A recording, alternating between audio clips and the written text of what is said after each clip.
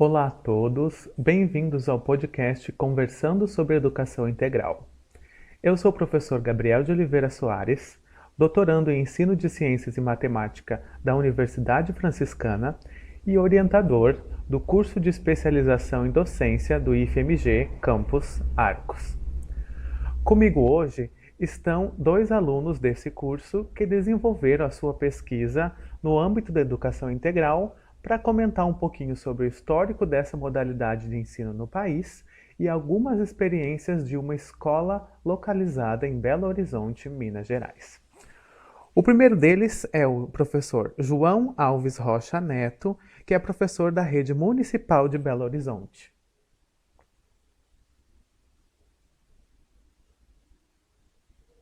João? Olá a todos, é um prazer estar aqui nessa conversa com o Gabriel, com o Jorge, sobre essa temática tão importante que é a educação integral. Acho que vai ser uma conversa boa para todos nós. O segundo é o professor Jorge Joaquim de Almeida, que é professor da Rede Estadual da Bahia. Jorge? Olá, pessoal, bom dia para todos. Vamos falar um pouco aqui da educação integral, né? Estou falando aqui diretamente de Salvador, né? Que é praticamente onde se originou essa questão da educação integral aqui no país. Então, vamos falar um pouco sobre isto. Perfeito, pessoal. Então a gente vai passar para a dinâmica de algumas perguntas e a gente vai conversando e esclarecendo algumas dúvidas que o pessoal que nos está escutando pode ter. A primeira pergunta que eu quero fazer para o professor Jorge é que você diga então, Jorge, o que é a educação integral? Então, professor Gabriel, a educação integral, ela está associada à formação integral do sujeito, né? É uma educação completa, né? Está interligada a uma dimensão educativa emancipadora, né? E que amplia a possibilidade de acesso a um pensamento de ser humano mais integral. Nessa modalidade de educação, os conteúdos didáticos estão intimamente imbricados com a vida do aluno de fato, né? E nesse movimento, ela permite que as experiências escolares se entrelacem com as experiências de vida nas comunidades e nas cidades. Essas experiências, né, se convertem em uma responsabilidade de educação coletiva. Né? A gente pode pensar também, né, que a educação integral, ela não pode ser compreendida apenas como ampliação do tempo escolar, né, como algumas pessoas confundem isso, mas, sobretudo, como uma ampliação da qualidade do ensino que deve ser ofertado nas escolas. Realmente, Jorge, muitas pessoas têm essa ideia, né, de que a educação integral é apenas a ampliação do tempo, né, que a criança passa na escola. E É isto. a gente sabe então que essa é uma definição totalmente equivocada, né? E como surgiu essa ideia de educação integral no nosso país? Na verdade, né, essa questão da educação integral aqui no Brasil teve os pilares, né, aliás, os pilares, né, eles estão associados ao Manifesto dos Pioneiros da Educação Nova de 1932, né, que foi liderado por vários filósofos da educação aqui do país, né, como o entusiasta, né, o filósofo Anísio Teixeira.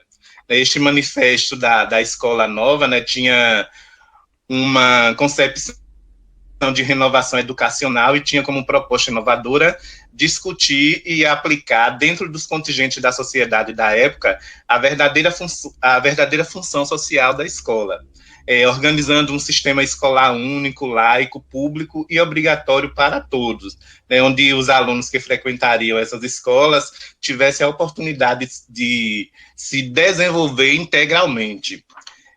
O próprio pensador Anísio Teixeira foi o subscritor do documento, né, desse movimento, e tomou frente de diversos projetos estruturais que se dedicavam a esse fim. E foi ele também que implantou aqui na periferia de Salvador, nos anos de 1950, o seu primeiro modelo de escola, que denominou a Escola de Tempo Integral. Nessa escola tinha um currículo educacional para a formação humana completa, né, e a partir daí outras propostas nesse viés, né, foram sido implementadas em todo o país. Muito legal ver como, né, você aí diretamente de Salvador e trazendo essas ideias do Anísio Teixeira também, que é daí, né, é muito legal ver como as coisas conversam realmente nesse caso. E atualmente como que é regida a educação integral no nosso país? Como que essas questões estão nos documentos?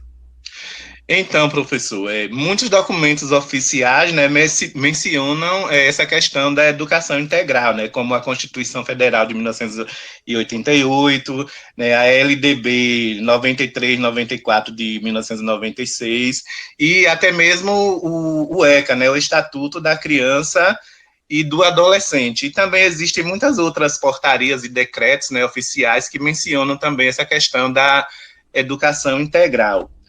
No entanto, a educação integral, no momento, é orientada pelo que preconiza a LDB, né, e pela portaria interministerial número 17, quando implantou, de fato, a educação integral nas escolas públicas aqui do país.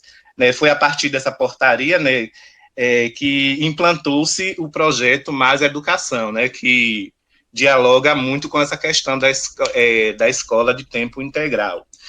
Aí tivemos também, né, o Plano Nacional de Educação, né, que é o PNE, de 2014, que foi quando, de fato, apresentou-se decisões e determinações mais objetivas acerca do tema da educação integral, quando em sua meta número 6, esse plano destacava que a educação em tempo integral deveria ser oferecida, no mínimo, em 50% das escolas públicas, e que deveria atender pelo menos 25% dos alunos da educação básica. Ele trazia também como estratégia, né, promover, com o apoio da União, a oferta da educação básica pública em tempo integral, por meio de atividades de acompanhamento pedagógico e multidisciplinares, inclusive, né, atividades culturais e esportivas, de forma que o tempo de permanência dos alunos na escola, ou sob sua responsabilidade, passasse a ser igual ou superior a 7 horas diárias durante todo o ano letivo. Né? Então, é a partir daí que exatamente se tem uma melhor compreensão do que é a educação de tempo integral aqui no país. Perfeito, Jorge. Eu acho que a gente tem, né, algumas ideias de como a educação integral foi se desenvolvendo ao longo do tempo e agora como está regida pelos documentos oficiais. E aí a gente vai conversar um pouquinho sobre a Escola Municipal Polo de Educação Integral, que se localiza em Belo Horizonte, em Minas Gerais. E o professor João vai trazer algumas ideias que vêm sendo desenvolvidas na questão curricular dessa escola, então, para a gente ter um olhar de como a questão do currículo pode ser construído para a educação integral. Professor João, então, como que é essa escola, né? E por que vocês escolheram analisar os documentos dessa escola no TCC de vocês do curso? Então, Gabriel, primeiro, essa escola, ela tem uma particularidade que eu acho interessante, que tem a ver com o espaço onde ela está. Ela fica numa região de Belo Horizonte chamada Barreiro, e no lugar onde a escola é hoje, foi uma fazenda, chamada Fazenda Barreiro, que foi, né, o que deu nome para a região. Depois esse lugar passou a ser o Palácio dos Governadores, que era onde os governadores iam para passar os finais de semana, passar as férias, que era uma região mais afastada naquela época do centro de Belo Horizonte.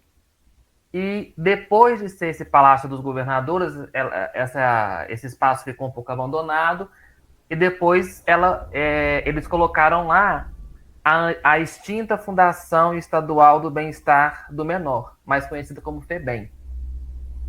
E a FEBEM ficou lá por alguns anos. A praça que tem na frente da escola era conhecida como Praça da FEBEM. E só em 2012 a FEBEM já estava extinta e ela passa a ser, né, o Polo de Integração do Barreiro, que era uma instituição do Estado, e só em 2017 a Escola Municipal Polo de Educação Integrada surge neste espaço. Então eu acho interessante essa passagem, né, de uma instituição que, digamos assim, não era exemplo de garantia de direitos para os jovens e adolescentes, que era a instituição FEBEM, para uma instituição escolar que tem como base justamente a proteção da criança e do adolescente e a sua educação integral. Então, essa é uma particularidade que eu acho interessante. E a outra é que essa escola foi criada com um currículo, com a proposta pedagógica que valoriza, que coloca o sujeito educando no centro de todas as ações da escola. Então, é desse sujeito educando, é desse estudante que a proposta pedagógica da escola se estrutura. Então, nesse sentido, a gente pode dizer que a proposta curricular dessa escola, ela é, na sua essência, está completamente atada à noção de educação integral, como o Jorge já colocou para a gente. Perfeito. E pensando assim no currículo da escola, João, como que esse currículo está colocado? Então, essa é outra coisa muito interessante. O currículo da escola, ele é estruturado na forma de uma mandala. Então, isso já é uma coisa interessante, porque a mandala, ela traz essa dimensão holística do sujeito, né? Então, por exemplo, então, a mandala tem uma forma circular, não é? E o currículo é estruturado da seguinte maneira: nós temos vários aros. Então, o primeiro de todos, que está no centro dessa mandala, é o halo do sujeito, que eles vão chamar de dimensões do sujeito. Então, você tem as dimensões do sujeito, que são a estética, a corporeidade, a dimensão social, afetiva, cultural e cognitiva, que estão no centro dessa mandala. Aí, com uma outra cor, né? No caso, é a cor amarela, você tem as intencionalidades pedagógicas, que são os sentidos da aprendizagem, que vão ser, né? Que é a participação. Então, é uma escola que valoriza a participação do estudante e também dos docentes, é claro. Tem a questão do projeto de vida, porque essa escola também, ela só trabalha com o terceiro ciclo, que aqui no município de Belo Horizonte compreende do sexto ao nono ano, e também educação de jovens e adultos. A questão do multiletramento também é bastante valorizada nesse currículo, a sociabilidade e a criticidade. São essas intencionalidades pedagógicas que a escola vai trabalhar no seu currículo. Então, no outro aro, né, de cor roxa, nós temos as modalidades de ensino que a escola trabalha, que eu já disse, que é o ensino fundamental, mais especificamente o terceiro ciclo, e a educação de jovens e adultos.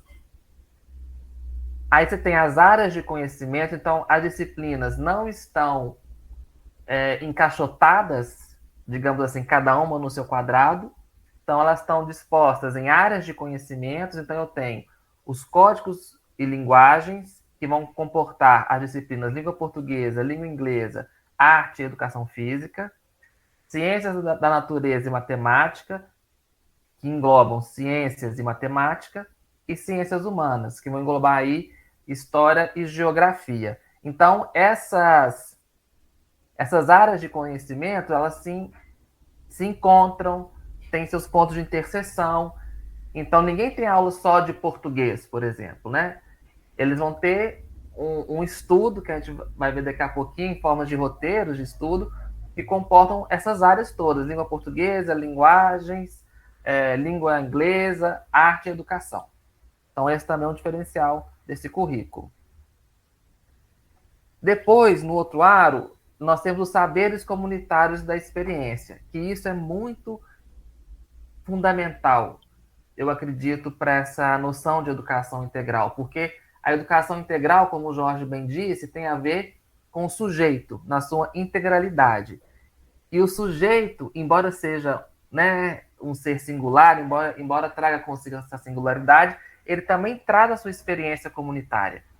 Então, essa escola, ela vai trazer essas experiências que estão para além dos muros da escola, para a escola. Então, a gente tem os eixos modos de vida, lugares e territórios, movimentos sociais também que por acaso atuam ali no território, organizações políticas, expressões culturais e festas e celebrações. Isso tudo também entra como saber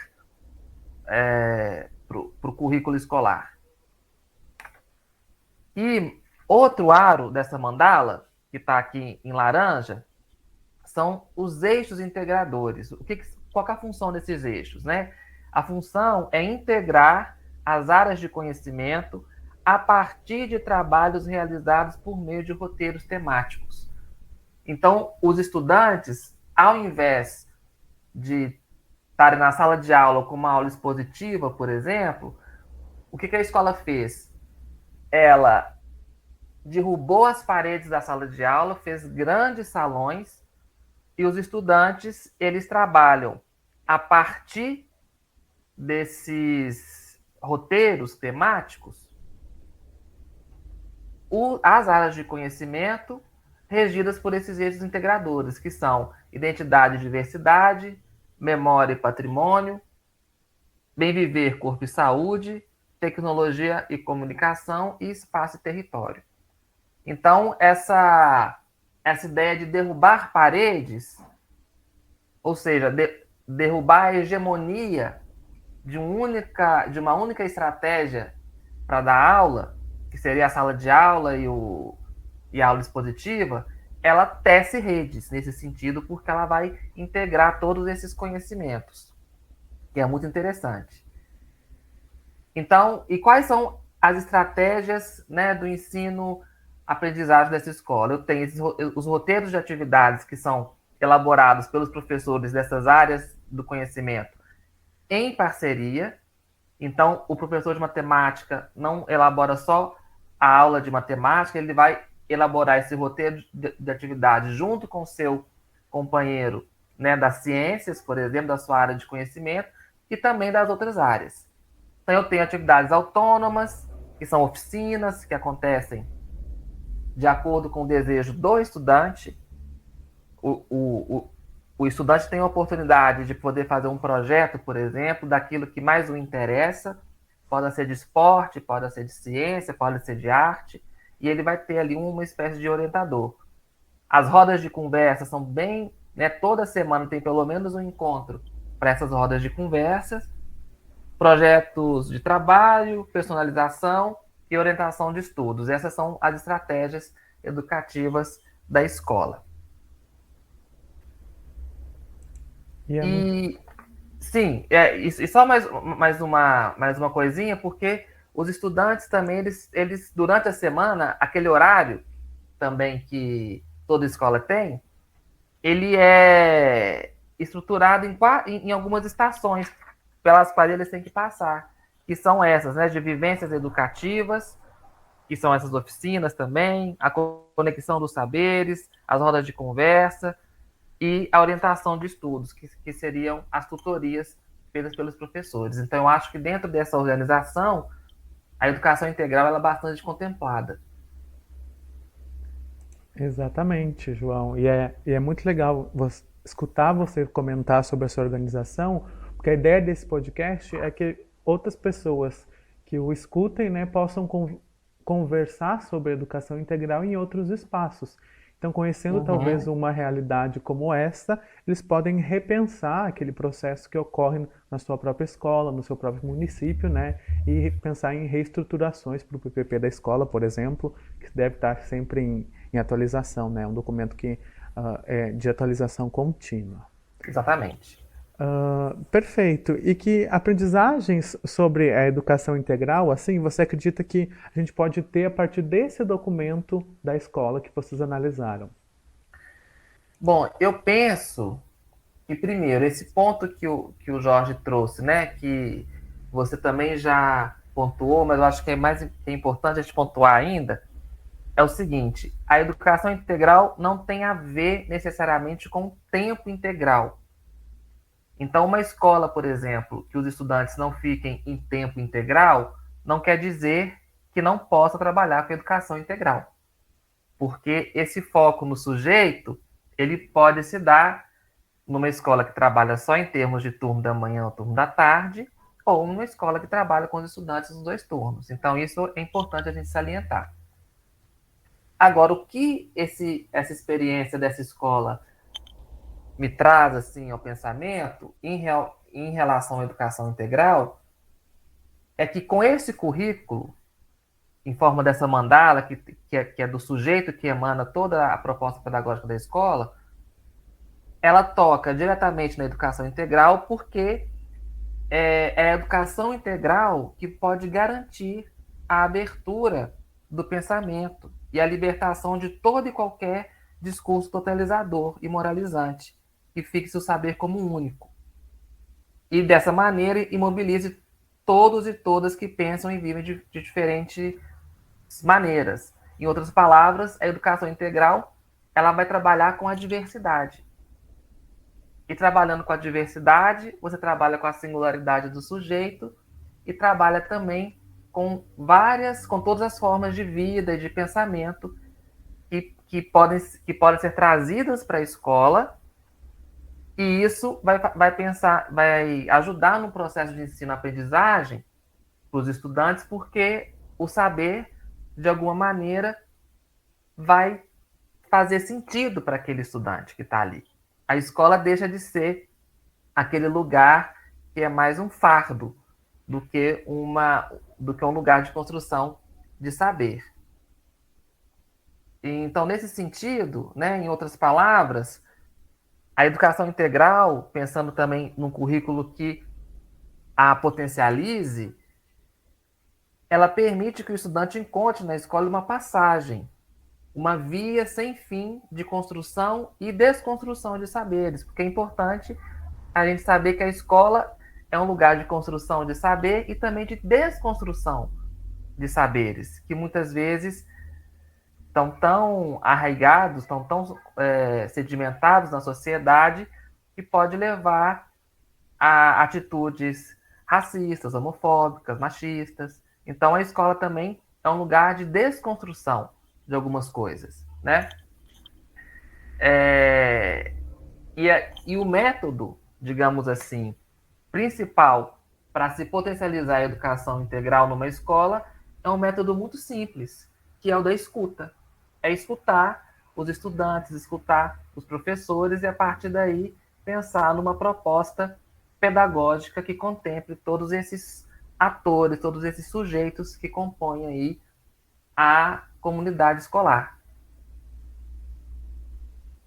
Perfeito, João. Acho que você traz pontos para quem está escutando o nosso podcast que são bastante relevantes, né? E que vão deixar as pessoas com certeza pensando sobre como né, pensar nessa modalidade de ensino para o seu contexto. Não sei se vocês têm mais algum comentário a fazer.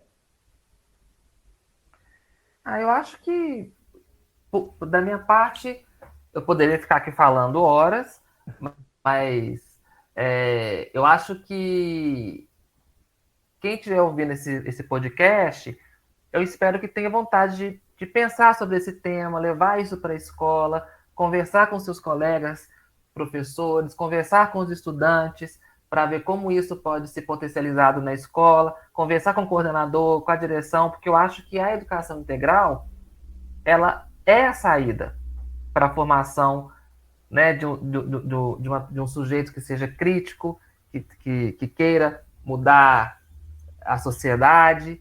Então, eu gostaria que esse podcast funcionasse como um impulso assim, para essa discussão nas escolas. E completando aí o que o colega João falou, realmente está na hora de se pensar, né, de se refletir um pouco sobre o que realmente é a proposta da educação integral, né, para que elas realmente aconteçam nos espaços educacionais onde se pretendem implantar essa modalidade de ensino. Perfeito, meninos. Muito bem apontuado por vocês dois. E é isso para você que está escutando. Esperamos que esse podcast possa contribuir, então, para que vocês discutam sobre educação integral. A gente se vê, talvez, em algum próximo encontro. Muito obrigado.